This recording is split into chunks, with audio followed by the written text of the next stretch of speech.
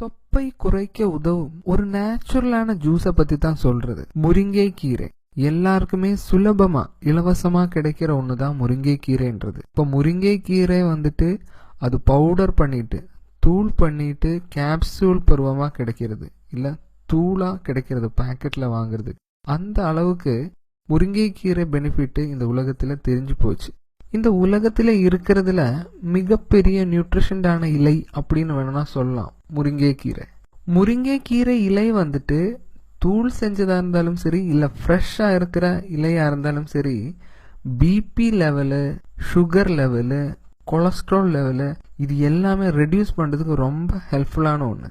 Sugar லெவலை control பண்றதுக்கு முருங்கை கீரை இலையில ரைபோஃப்ளாவின் அப்படின்ற ஒரு பொருள் இருக்கு. இது சுகரை ரெடியூஸ் பண்றதுக்கு ரொம்ப ஹெல்ப்ஃபுல்லான ஒண்ணு. இதுல தாராளமா இருக்கிற ஃபைபர் கண்டென்ட் செரிமான சம்பந்தப்பட்ட பிரச்சனைகள் ரெடியூஸ் பண்றதுக்கும் சரி பண்றதுக்கும் ரொம்ப ஹெல்ப்ஃபுல் ஆகும். தாய்ப்பால் கொடுக்கறவங்களுக்கும் இது ரொம்ப ஹெல்ப்ஃபுல்லா இருக்கும். என்னன்னு கேட்டா கால்சியம் லெவல் இதுல தாராளமா இருக்கு.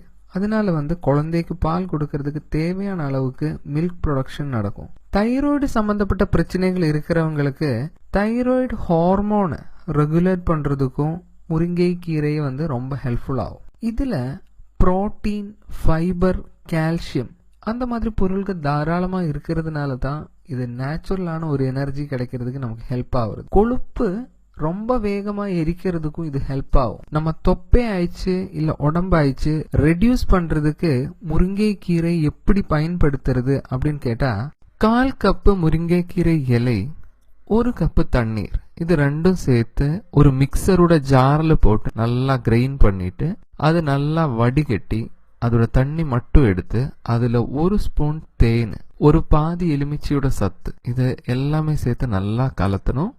இது வேணும்னா மார்னிங்ல காலியான வயிற்றுல நமக்கு குடிச்சிடலாம். இல்ல நம்ம பிரேக்ஃபாஸ்ட் முடிச்சதுக்கு அப்புறம் ஒரு அரை மணி நேரத்துக்கு அப்புறம் நமக்கு இது குடிச்சிடலாம்.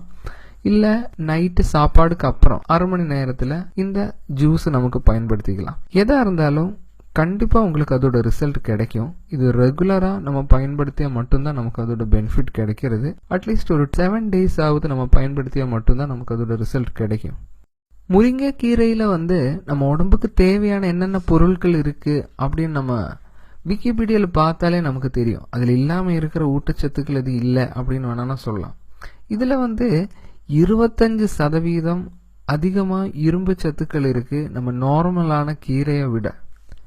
அந்த மாதிரி 4% அதிகமா புரோட்டீன் இருக்கு நம்ம கோழி முட்டை சாப்பிட்றதை விட. 15% பொட்டாசியம் அதிகமா இருக்கு நம்ம வாழைப்பழம் சாப்பிட்றதை விட.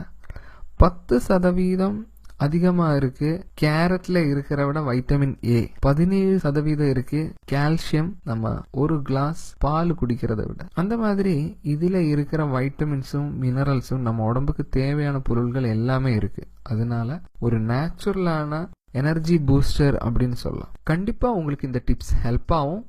இப்ப தொப்பை ரெடியூஸ் பண்றதுக்கா இருந்தாலும் சரி, உடம்பு ரெடியூஸ் பண்றதுக்கா இருந்தாலும் இது கண்டிப்பா உங்களுக்கு இது ஹெல்ப் ஆகும். இந்த மாதிரி இன்ஃபர்மேட்டிவான வீடியோஸ் இனியும் பார்க்கறதுக்கு சேனலை சப்ஸ்கிரைப் பண்ணலாம். உங்களுக்கு டவுட் ஏதோ இருந்தா இங்க கமெண்டா கேட்கலாம். தேங்க்யூ.